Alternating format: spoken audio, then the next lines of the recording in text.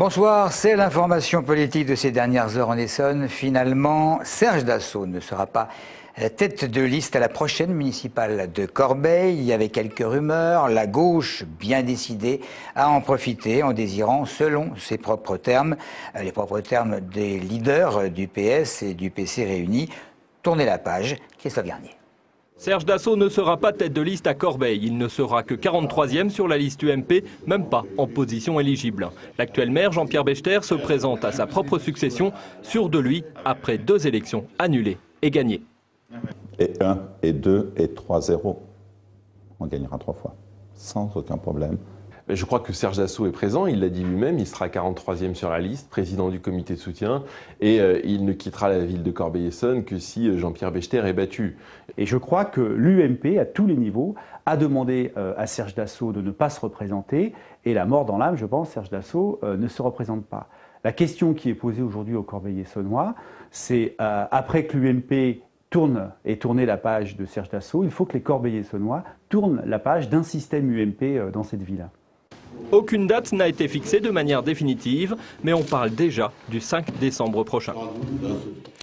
Elle s'achemine tout droit vers le fauteuil de maire sur lequel elle est vraiment en mesure de s'asseoir. Je veux parler de Laurence Budelot, qui au 2e tour de scrutin à Vert-le-Petit a obtenu plus de 55% des suffrages contre l'ancien maire qui n'aura obtenu qu'un peu moins de 25%. Il faut dire qu'il y avait 4 listes quand même et une atmosphère selon certains relativement pesante durant la campagne puisqu'elle s'effectuait après 2 ans de blocage environ dans la municipalité ce qui avait poussé les autorités de l'État à dissoudre le conseil municipal. Le maire de Grigny chez le préfet, demain, Claude Vasquez va parler gros sous, l'esprit un petit peu plus léger quand même, depuis que le représentant de l'État a annoncé avoir validé le budget de la ville et sans augmentation d'impôts. Jean-Louis Borloo, en Essonne, très exactement, à Orly et même dans la plateforme géothermique aéroportuaire, réunion du comité national autour du ministre, très concerné par le sujet, Virginia Forgac et Amélie Patéron. Que vous réinjectez tout, c'est sûr. Mais est-ce qu'il y a une perte? Non, est-ce qu'il y a 2%, 3%? Non, zéro perte. Zéro perte, vous restez autant. Ah oui, oui. Difficile pour le ministre de l'écologie en visite lundi matin à Orly de tout comprendre à la géothermie. Il faut dire qu'avec un schéma, c'est beaucoup plus simple. Ce procédé consiste donc à puiser de l'eau chaude à 1400 mètres sous terre en rouge à l'écran, puis à la redistribuer par un système de conduit pour chauffer les aérogares. Le circuit est fermé, rien n'est jeté. D'ici la fin de l'année, l'aéroport d'Orly sera chauffé ainsi. On utilise 40% de notre énergie à produire de la chaleur dans nos terminaux et dans nos bâtiments. Au lieu d'utiliser du gaz ou du fioul, on utilisera la géothermie. Donc ça veut dire qu'on économisera de l'ordre de 4000 tonnes de CO2 dans l'atmosphère consommée pour rien. L'exemple d'Orly est impressionnant, mais la géothermie, c'est aussi les pompes à chaleur ou bien encore les planchers chauffants. Un procédé mis en valeur par le Grenelle de l'environnement qui a déjà coûté des milliards d'euros. Le simple avantage fiscal, c'est 700 millions. Le fonds chaleur, le fonds géré par l'État pour aider les différents projets, c'est 1,4 milliard. Les tarifs de rachat, c'est 200 € au mégawatt. Enfin, donc c'est des sommes importantes. La France est le premier employeur européen en géothermie. Reste maintenant à former les salariés à ce procédé, certes ancestral, mais remis au goût du jour.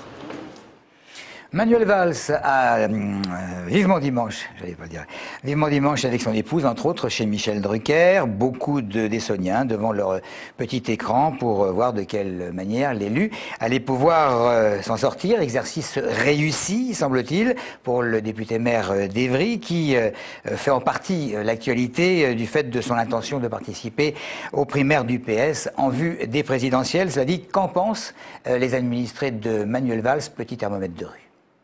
Ça serait bien qu'il se prépare pour la prochaine.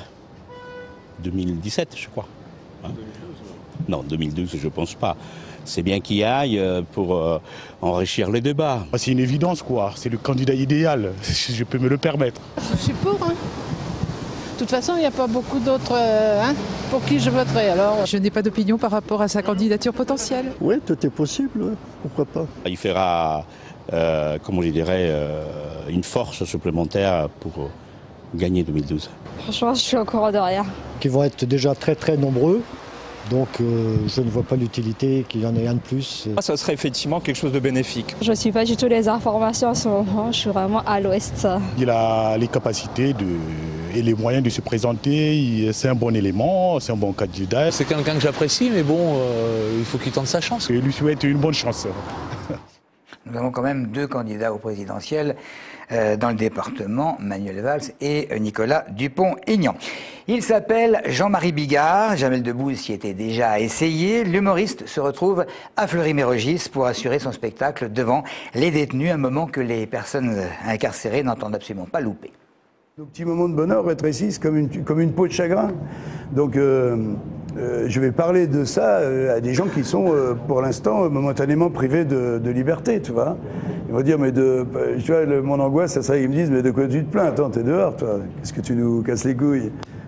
À suivre et nous suivrons. Je termine par une information plus service, puisque cela concerne Réussir en banlieue, la convention qui sert à accompagner les créateurs issus ou s'installant dans les quartiers qualifiés de sensibles du département.